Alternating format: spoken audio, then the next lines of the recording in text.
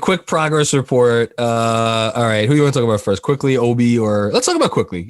Quickley had a hell of a game last night. He had 22 points on 9 shots. I went and looked up when's the last time a Nick had 20 points on 9, or sorry, who's the youngest Nick to have 20 points on 9 shots or fewer? You want to take a guess at who it is? Someone that played for the team this century.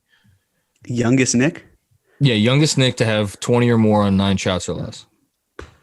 Man, I'm. He's a stallion. Oh, okay. Was it Gallo? Yeah, it was Gallo. Yeah. Gallo had 2 of the 3, and then our boy Frank had his 20-point game last season. His only 20-point game of his career, as it were. Game on 9 shots. As his career so far. Excuse me. He's not playing in Europe yet. Really nice performance from Quickley. I feel like the partnership. I honestly think he might benefit from playing with Rose as much as anyone, because he doesn't have to do all the work with the ball in his hands. And now there's someone else there who can obviously draw some attention. I don't know what else to say there is about Immanuel Quickley. He's really good. Anything you want to point out? Yeah, I just the sheer efficiency. I was thinking this, but I didn't necessarily want to tweet it out because I didn't want to rag on Elfrid Payton because he did have a good game. But the idea of I always feel like Elfrid Payton, his success is like he usually is like a point per shot guy, where maybe he'll finish with like on a good game he'll be 20 points and 19 shots or something along those lines, because he doesn't hit threes and he doesn't get to the line. Right. So, yeah. And for Quickley, it's always like we're comparing his points to his minutes. And it feels like he often comes closer to like averaging a point per minute than he does a point per shot.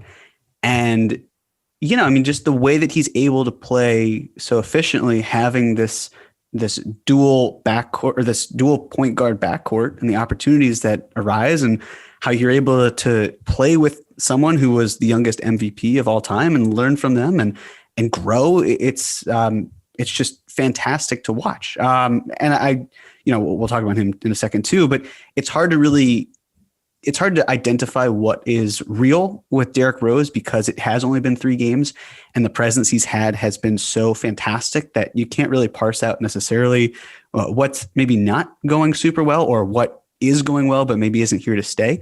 The 3-man lineup of Derrick Rose, Obi Toppin, and Immanuel Quickley has a net rating of 32.9. Ooh. Again, this is a very short sample size. It will definitely change, but like looking at all of the Derrick Rose and Immanuel Quickley lineups, I mean, every single net rating, the 1, 2, 3, 4, 5, 6 of them are all positive. Yep. And you don't necessarily need to see that to know what they've been able to accomplish together. And it's nice to see that they can work together because, again, before the idea of a Rose trade, it was like, well, you can start Immanuel Quickley because he's an upgrade over Elfrid Payton. And now it's like, well, if this is his role and if this is who he's able to play off of, and this is the kind of offense we're seeing, and especially in transition, then that's okay. Have the minutes be higher. We still want to see him play. It doesn't have to necessarily be starting. So making that addition has been a really nice way for Quickley to grow. And didn't Ian Bagley also tweet? He said they've been together for 59 minutes, and the Knicks have outscored their opponent by 42 points. Yeah, in Derrick Rose and Immanuel Quickley. So that's a great start, no matter what. And I'm sure this second unit, I don't want to say it could beat the first unit because it couldn't, but it'd be competitive. I think they'd give them a run for their money. Yeah. And look, Quickley's averaging 19.2 minutes this year. It's only going to go up. Like you're not going to find many people who would be like demanding. Like James Wiseman was the second pick in the draft. He's averaging 20.9 minutes. Tyrese Maxey put up 40 something points for Philly already this year. He's averaging 17.2.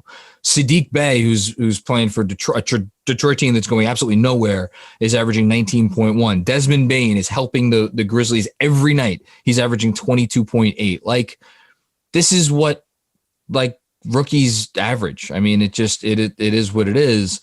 I'm sure though, if we saw better talent in front of him, then there would be less claim to it. But that's the other thing. Getting Rose in the building also kind of stifled that claim. You don't see too many people saying, and I'm not saying that they don't believe it, but you don't see as many people saying start Immanuel Quickley because we're realizing that he's got a good thing going with Rose in the backcourt and off the bench. So, and you could still play him. You could decide it gives Tibbs the ability to be like, I could still play Immanuel Quickley 30 minutes tonight if I want to, if he really has it going.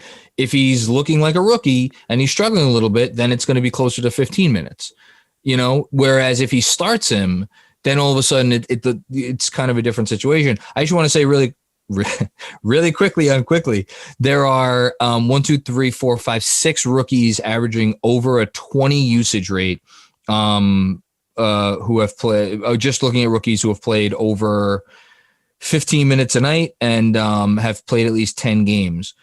Here are the true shooting percentages for each of them. So Quickley, by the way, is number 1 in that category. He's 26.5 usage, true shooting percentage of 56.4.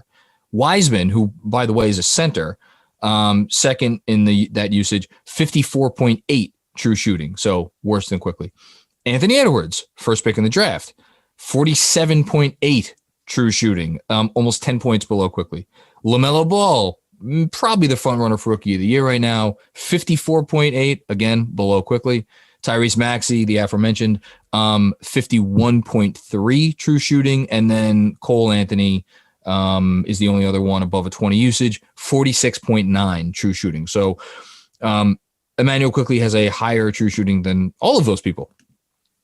Which is not bad. And just for shits and giggles, Tyrese Halliburton does have a 63 true shooting. Tyrese Halliburton's really good. He's been playing nicely. Which is a good transition to Obi Toppin. Got a nice dunk at the end of the game last night, had a few other moments, hit a 3-pointer. I'm not worried about Obi. I think Obi's going to be, this is yet another week where I'm going to get on here and be like, I'm not worried about Obi Toppin. He's taking his time. That's okay. Yeah, it's fine.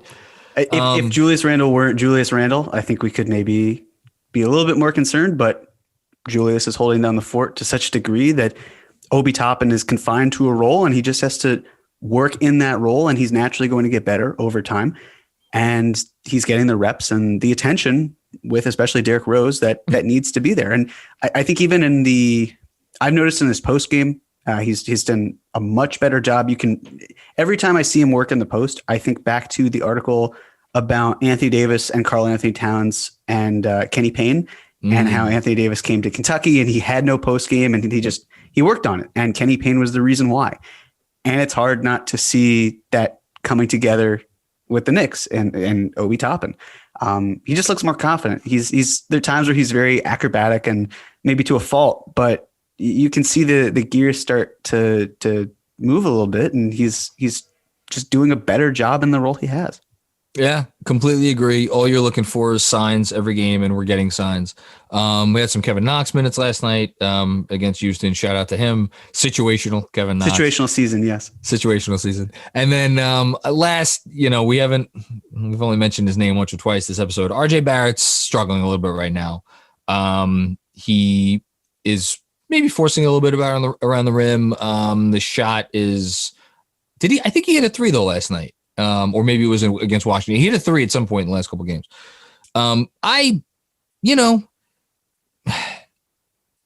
He's 20. He's still 20.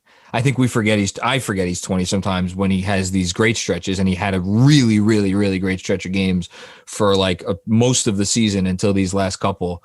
I don't know. It's tough because these are the moments where you have to remember that development is not linear always. Guys, it's ebbs and flows. So, yeah, I don't know what else there is to say about RJ Barrett, but he's in a little bit of a down period, but that's okay.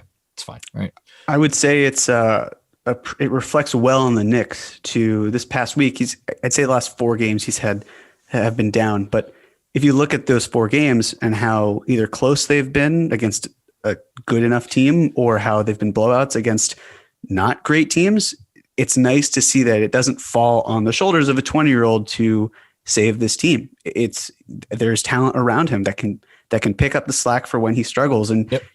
Other guys are going to struggle while he thrives. And, it's a constant push and pull. But if you are in a situation where everything clicks, I mean, that's obviously what you are hoping for, but the opportunity to say like, all right, RJ is he's just having down games. He's in a slump. That's okay. We can pick him up. We can do a better job and we can still get the win. So again, yeah, I am also really not worried because it's more the consistency that and I don't even want to say I'm worried about it, but it's a concern where he's very streaky in his nature. So hopefully he's not quite moving forward and he's working out the kinks. And I have no doubt that he will be able to get back onto a consistent track. It's just then, is he having multiple get down games? Is he just, up and down every other game? How's it going to work? That's what I'm curious about. And we should note RJ Barrett has played now with this weekend's games, 84 career NBA games. So he has played a little bit more than a season. I actually want to give a shout out to, intentionally or otherwise, the Knicks for this is how you develop a player. Accountability remains high at all times. He still needs to defend. He still needs to make the right play. You give him the opportunity to succeed. If he's not succeeding in the offensive end, it doesn't completely kill you because you're not giving him more than he could handle. Had a rough game against Houston, only took 8 shots, didn't need to force it. So I think we constantly talk about how do you develop, what's the right line to toe. I think it's like culture, when you see it. I think they're developing RJ Barrett just fine.